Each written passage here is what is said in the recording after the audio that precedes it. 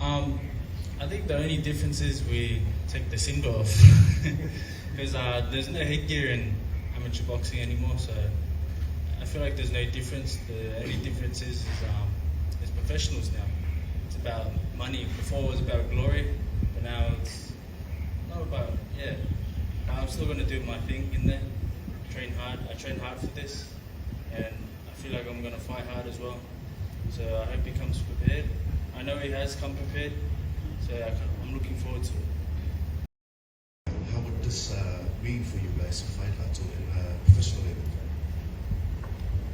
A lot of respect to Ato. I've been seeing him on the TV back at home, fighting in the Commonwealth game.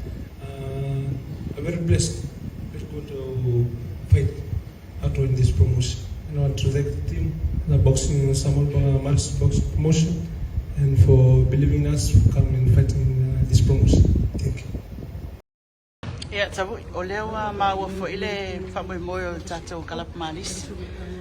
O le ale atoanga o le nei fo I fusuaga, ia e mese fo I o se tasi fo I o faamoemoe le laititi tono o tatou atunuu a whatautai al Kalapu Taalo a Malisi pe ona ia le faamoemoe mese.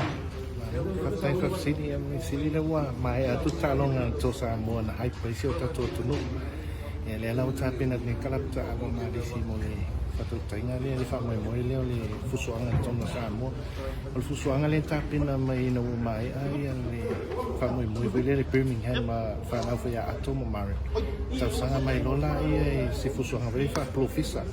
Tulanga vai nei ia tapena mafo ia la ue I Pacific Games tapsan fo o tulanga le utatala lo sa ue fusu faapolofesa. Em vai nei fusu faapolofesa em vai nei tu fo I mai pe a fusu vena le faamoemoe. So le maula vanoa le ia ki peta to tama fusu vena le ia active. Ia awala nei o fusuaga faapolofesa e 5. Wa o valoma 5 ia le vai nei tu sa le represent Samoa Pacific Games o pole Olympica fo. Ale ala we ile tulanga le ia ia tapena tu I tapena Pacific Games. Ona roa avea le Pacific Games ma le qualification o le Olympica. So faamoemoe mo lunga na le wa tamfai a mai ana I tatou so mai fiti am se foi tonga. Ki pai tatou tamu fusu ia o tatou loa te lese potential mo pine au mo Samoa mo tamusang mo lunga. Ele ngata foi nai talong faapolofesa. Pion fe atu temu sola le la we le walu sa ola tatou tama mal fu Samoa to tono le professional era to ton. Ai pio isina uso ina mo ia representa ele representa alfu Australia por fu New Zealand.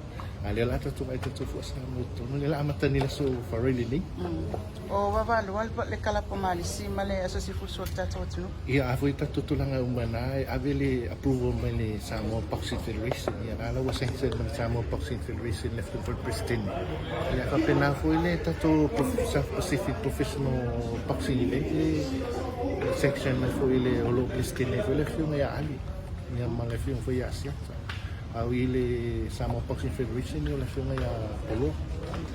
Se faamatala le aso le po lea ia ma le faamoemoe fo I le aso tonu ia ma le taimi ia ma le nofoaga o le ai le faamoemoe le Malisi. Ia faafetai o le aso farili nei aso lufu 5 o November lua felua e faia I o le tim numela lua lo o iai le net le tim nei lo iai le TV5 le tim nei o le tim le ia e faia le ono le fiafi ia e fai la fa copetina ia lo faatau nei tickets o lo iai le tim nei lua fele laulau. Ia ma le lua film se lau le ringside table. Te nei o alu ka kotike se trata toa va.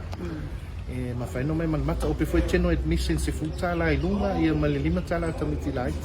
Le faamoemoe le fia. Se me fiktara elo.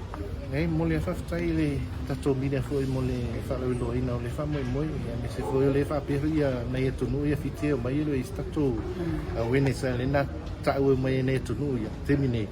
Abi famu mo tatou to Samoa mo tulanga pena no le tunu ia le la mai ia ale no ia matua pusi tatou fusuaga o tene o fusu foi ma sisi ile mo tatou pine tulanga.